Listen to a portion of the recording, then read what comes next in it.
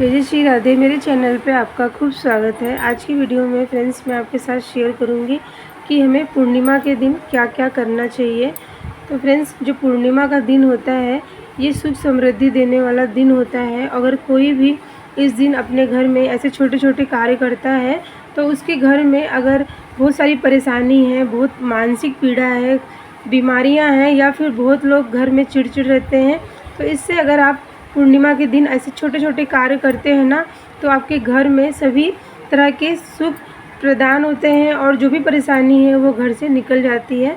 तो फ्रेंड, जो पूर्णिमा का दिन होता है, ये जो चंद्र देव का पूजन का दिन विशेष होता है। उस तरह से तो हम माता लक्ष्मी और श्री हरि भगवान विष्णु जी की पूजा अर्चना करते हैं।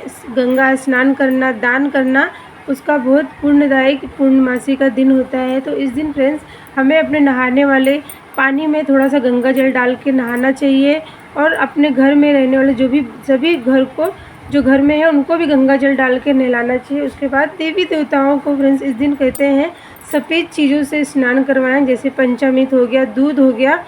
इन सब चीज़ों से आप ज़रूर से देवी देवताओं को मतलब नहलाना चाहिए। इससे ना आपके ऊपर उनकी कृपा होती है, आपकी जो भी मानसिक पीड़ा होगी ख़त्म होगी।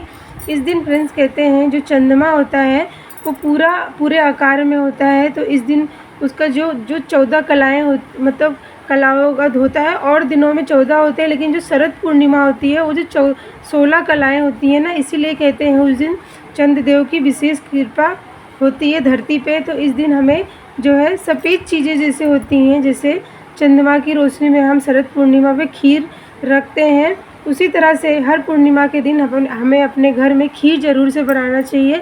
कि खीर जो होती है वो सफ़ेद चीज़ों से बनती है, जैसे चावल हो गया, दूध और उन सब चीज़ों से बनती है। और जब हम भगवान को भोग लगाते हैं तो इससे ना हमें मानसिक जो परेशानी है उससे ख़त्म होती है। तो हर पूर्णिमा के दिन हमें अपने घर में खीर ज़रूर से बनाएं और उसका भोग हमें माता लक्ष्मी को ज़रूर से लगाना चाहिए।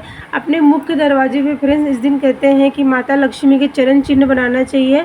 हल्दी से दहलीज को साफ़ करके वहाँ पे माता लक्ष्मी के चरण चिन्ह और पान के पत्ते के ऊपर आपको थोड़े से चावल और जो दीपक होगा मिट्टी का उसको अच्छे से मतलब हल्दी से लेपन करके उसमें बाती लगा के आपको माता लक्ष्मी के स्वागत के लिए इस तरह का दीपक जला के, और वहाँ पे मीठे में आपको बतासे या मिश्री के दाने ज़रूर से रखें।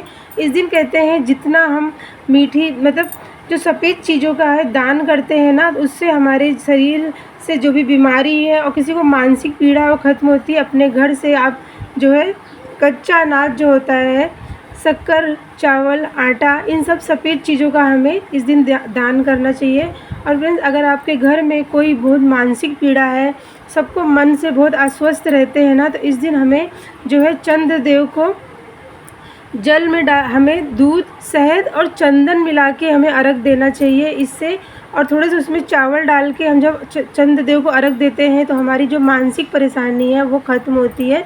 तो हर पूर्णिमा के दिन हमें चंद्रदेव को अर्घ ज़रूर से देना चाहिए और चंद्रदेव की रोशनी में थोड़ी देर उनको एक टक देखना चाहिए। वहाँ पे खड़े होकर आप 7 परिक्रमा करें, ओम सोम सोमाय नमः, इस तरह से बोल के आपको परिक्रमा करना चाहिए। चंद्रदेव की रोशनी में जब हम उनकी अपनी आँखों से उनके दर्शन करते हैं तो हमारे मन की जो भी परेशानी है वो ख़त्म होती है।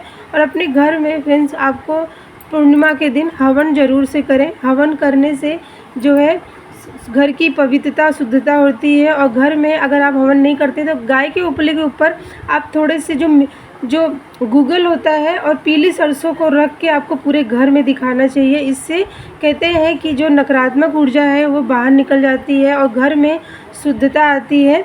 तो जो पूर्णमासी का दिन, जो पूर्णिमा का दिन होता है, पूर्ण होता है। और अपने घर में ये सब कार्य अगर आप करते हैं तो आपके घर में ना जो भी परेशानी है वो ख़त्म होगी और धीरे धीरे मतलब सुख समृद्धि और घर में मतलब देवी देवताओं का वास होने लगता है। और हर पूर्णिमा के दिन फ्रेंड्स आपको 5 अध्याय जो सत्यनारायण भगवान की कथा है वो अपने घर में ज़रूर से पढ़ना चाहिए। भगवान को भोग में आप जो है पंजीरी और पंचामृत का भोग लगा के, ये अगर हर पूर्णिमा को ये कथा पढ़ते हैं तो इससे कहते हैं कि हमारे घर में धीरे धीरे जो है सुख समृद्धि आने लगती है।